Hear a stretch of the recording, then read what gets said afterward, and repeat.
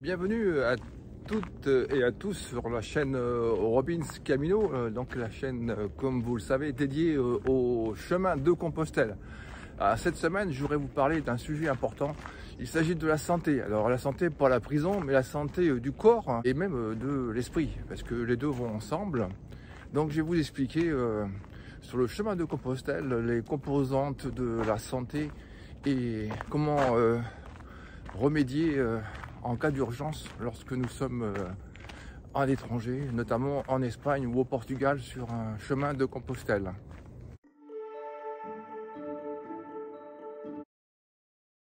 En fait, la définition courante de la santé, en fait, on appelle ça la forme, être en forme. Ça veut dire que, comme ce matin, je suis parti faire 16 km là, sur une section du chemin de Compostelle dont je vous ai déjà parlé. Or, quand l'inévitable arrive, vous êtes malade ou vous êtes blessé. Il y a deux solutions. Maladie, où on peut ramasser une bonne maladie, pour ramasser un virus, on peut ramasser un microbe, une plaie qui s'infecte, vous contactez aussi une bonne crève. Et bien là, bon déjà, la solution, ce sera du repos. Si vous ne consultez pas, vous avez déjà l'alternative à vous soigner par vous-même. Et suivant la nature du problème de santé, eh bien, ce sera l'arrêt, notamment pour tendinite, pour une ampoule, une mauvaise ampoule, donc un arrêt de quelques jours pour soigner l'ampoule qui est devenue une plaie. Et sinon, quand vous passez déjà au stade infection, donc il faut consulter. Donc les troubles de santé vous amèneront peut-être à consulter, que ce soit un accident ou une blessure physique qui a dégénéré. Alors il faut savoir que pour partir sur les chemins en Espagne et au Portugal, je vous recommande de prendre la carte européenne d'assurance maladie, la carte santé européenne comme on dit, car elle va vous permettre soit une prise en charge, bien souvent, puisque si c'est gratuit pour les Espagnols par exemple, ça sera gratuit pour vous. Et par contre, si vous pouvez être amené peut-être à payer le ticket modérateur, donc la partie qui reste à charge, mais dans tous les cas de figure, si vous payez des soins en Espagne par exemple, eh bien vous serez remboursé au retour. Vous demandez le remboursement par la caisse d'assurance maladie. Quand Monique s'est blessée, eh bien en fait, donc elle a été voir le médecin à l'hôpital et en fait on a eu une prise en charge complète de la visite, donc elle n'a rien eu à payer. Donc voilà, grâce à la carte de l'assurance maladie européenne sur le chemin, si vous allez en Espagne ou au Portugal, donc n'hésitez pas à demander la carte européenne de l'assurance maladie. Elle vous permettra donc en cas de problème de santé, accident ou, comme je vous l'expliquais, une blessure qui dégénère, ça vous permettra de ne pas avoir à avancer les sommes, surtout si vous allez à l'hôpital. C'est des sommes considérables qui sont en jeu, donc si vous n'avez pas la carte d'assurance maladie, ça devient compliqué. Alors après, il vous reste, comme j'avais expliqué dans une vidéo précédente, il vous reste encore après, deuxième ressort, deuxième solution, c'est la carte bancaire, l'assurance de la carte bancaire qui va pouvoir peut-être vous éviter d'avoir des gros frais en cas d'hospitalisation. Donc il faut savoir, il faut regarder aussi donc, vos garanties avec l'assurance de la carte bancaire qui prend également en charge effectivement une partie si il reste à charge des frais. Donc la base même de la santé sur le chemin de Compostelle, eh bien, c'est de partir en forme et de conserver cette forme, c'est-à-dire ce bien-être au niveau de la santé. Le plaisir que vous allez avoir à marcher va dépendre de cet état de santé. Et l'état de santé, eh bien, il faut le gérer.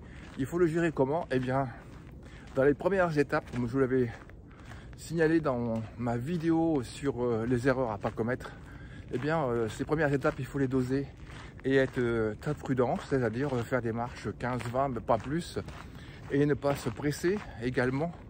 Donc, il faut partir avec des délais raisonnable pour pouvoir faire votre chemin d'une manière sereine et prévoir que vous allez aller doucement au départ. Ensuite, en fonction de la forme, l'état de santé que vous allez avoir, en fonction de votre forme, l'absence de douleur, de tendinite, l'absence de bobo, vous pouvez après avancer. L'organisme se sera adapté au poids du sac qu'il ne faut pas ignorer, car le sac, ça vous appuie sur les genoux, les chevilles et le dos. Donc il faut surveiller ça pendant les premiers jours, et votre santé donc là sera conservée en appliquant, donc en étudiant et en écoutant votre corps. En écoutant votre corps, vous garderez votre potentiel physique et vous devez arriver à Saint-Jacques en pleine forme. Ça veut dire que vous devez récupérer au fur et à mesure des fatigues pour ne pas donc rentrer dans un schéma d'altération de la santé. Donc voilà, donc ça c'est la gestion normale de votre chemin de Compostelle, en dosant vos marches, en écoutant votre corps. Donc le fondamental également, c'est l'alimentation et également l'eau. Il vous faut absolument boire de l'eau pour éviter les tendinites et autres blessures occasionnées par le manque d'eau, et ça peut être même un coup de chaleur, ça peut être plein de choses qui dérivent du... La déshydratation est un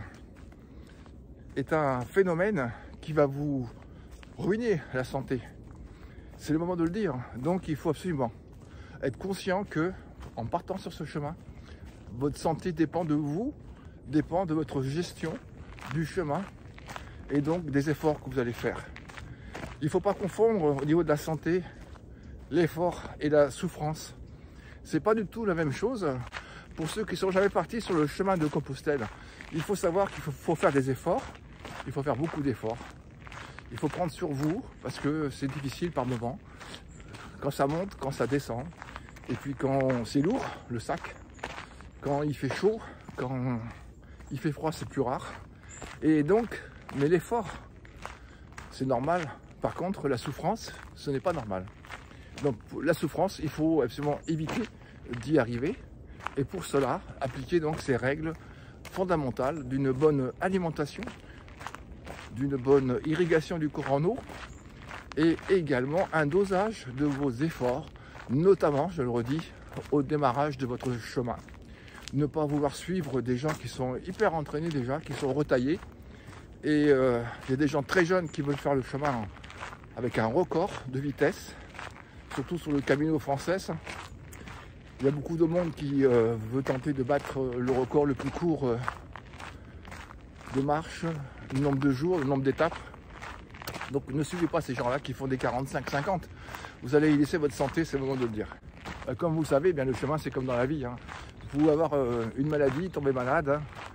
Là, il y a plus de risques peut-être par rapport à l'habituel, parce que vous allez faire des choses que vous ne faites pas d'habitude de manière aussi intense.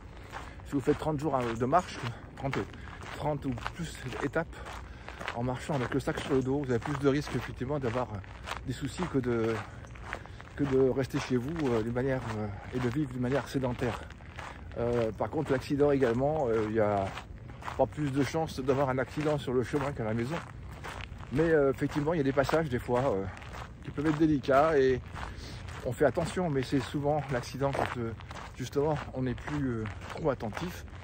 Ça peut arriver. Donc voilà, je vous ai donné les solutions avec la carte d'assurance maladie européenne. Cette carte donc peut vous éviter de grands frais, et puis vous pourrez poursuivre votre chemin en toute quiétude si vous avez cette carte et que vous n'avez pas eu besoin d'avancer des frais, notamment pour l'hôpital. Après, pour une visite chez le dentiste ou chez le médecin, c'est pas les grosses sommes en jeu. Mais si on arrive à une blessure qui nécessite ou une maladie qui nécessite l'hôpital, si vous n'avez pas la carte d'assurance maladie européenne, ça va être compliqué, ça va être très compliqué, et il vous reste après à attaquer avec la carte bancaire. Et tous les hôpitaux ne sont pas forcément très habitués à ce fonctionnement, donc vous risquez d'avoir des frais à avancer, à part si votre assurance de carte bancaire est efficace. Mais là, moi, j'ai pas eu à le vérifier pour sur le chemin de Compostelle. L'assurance de la carte bancaire, nous n'avons pas utilisé. Nous avons utilisé la carte d'assurance maladie européenne et donc à Ourense, et donc elle a été prise sans problème par le service médical. Et Monique, donc pour sa blessure au dos, la consultation avec le médecin, elle n'a absolument rien eu à payer, aucun frais, et la pharmacie pareil. Donc vraiment, c'est vraiment très important de la demander à votre assurance maladie, à votre caisse d'assurance maladie. Que ceux qui ont un traitement médical, il faut évidemment, avant de partir sur votre chemin, tout lister et faire votre réserve de médicaments concernant votre traitement. Même si en Espagne, vous trouverez médecin et pharmacie, il est quand même préférable d'avoir tous vos médicaments. Il est préférable d'avoir vos médicaments dans la poche. J'espère que cette vidéo donc vous aura plu et vous aura donné donc des informations précieuses sur la santé et sur les manières de pouvoir trouver des solutions en cas de maladie et de blessures à l'étranger, et notamment sur nos chemins en Espagne ou au Portugal. Je vais vous mettre en description donc le lien de mes précédentes vidéos, notamment celle donc comment prévenir et soigner les ampoules. Je vais également vous mettre le lien de comment préparer son chemin, qui traite aussi un peu de ce que je viens de vous dire aujourd'hui, de la santé. Donc voilà, n'oubliez pas de bien préparer cette carte et puis vos médicaments pour ceux qui ont un traitement. Eh bien, prenez soin de vous en appliquant bien les petits principes que je viens de vous donner et également en faisant attention. Alors évidemment, il est important quand même d'avoir un petit kit de secours au niveau des petits bobos et notamment aussi même mal de tête, tout ça. Donc quelques dosettes de désinfectant, et puis également vous pouvez prendre avec vous Doliprane, quelques Doliprane, une plaquette de Doliprane. Après vous pouvez prendre également un petit peu d'antibio éventuellement si le médecin vous en donne et des problèmes aussi pour l'intestin. Voilà, estomac, intestin, une petite plaquette de chaque juste pour démarrer un traitement si vous êtes dans un endroit où il n'y a pas de pharmacie ou si vous arrivez après les horaires d'ouverture. Juste un truc léger, une petite poche légère de quelques produits. Bon, voilà, c'est la fin de cette promenade de santé après 16 km là, donc j'ai terminé. Et j'espère que cette vidéo vous aura plu et puis que vous allez vous abonner pour suivre la sortie des prochaines vidéos qui, j'espère, vous intéresseront comme celle-ci. Celle-ci, c'était donc sur la santé, un élément fondamental sans quoi le chemin ne sera pas pareil et qui pourra même s'interrompre si vous ne respectez pas et n'écoutez pas votre corps. Voilà, je vous dis donc à la semaine prochaine en espérant que tout se passe bien pour vous, pour ceux qui sont partis sur les chemins en ce mois de septembre, et prenez soin de vous et bon camino à tous.